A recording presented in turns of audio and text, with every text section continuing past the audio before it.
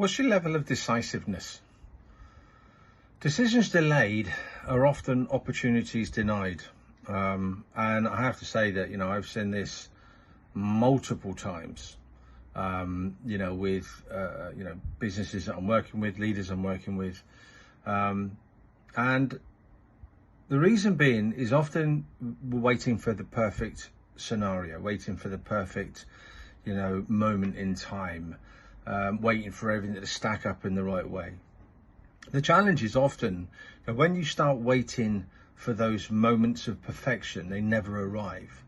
And as a result, we never then make the full decision.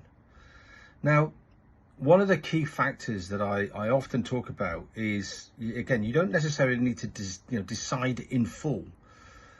Break the overarching decision down into parts, into sections, into segments, and then work out what it is that you need to focus on in terms of moving forward to a particular section, and make a decision on that. The other thing which I find, and this really does come from my military days, is kind of like when we start looking at things like we call them COAs, courses of actions.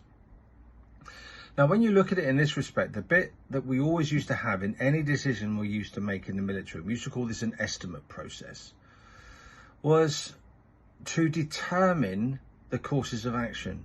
Now, you could come up with multiple different activities, multiple different courses of actions that are presented to you. I'm going to go left, I'm going to go right, I'm going down the center, I'm going to go up and around over the hill, in terms of how you were going to, approach the objective. But in business, it's marginally simpler than that. There's still a lot of complexity with it. I don't discount that in the slightest. But if you were to just think in this context, what's the best case scenario here? So if I make this decision, what's the absolute winning scenario? What does that look like? And then go into the detail of what that looks like. Unsurprisingly, ask yourself the next question is, what is the worst case scenario? So then when you have an idea of what the worst case scenario is, what that will lead you to do is to take an element from both to determine the best course of action, and actually what can we live with. Now, the moment you answer that question, you're able to make a decision and move this whole decision process forward rather than waiting. So when you're thinking about this, if this is something you reflect on, have a think of this.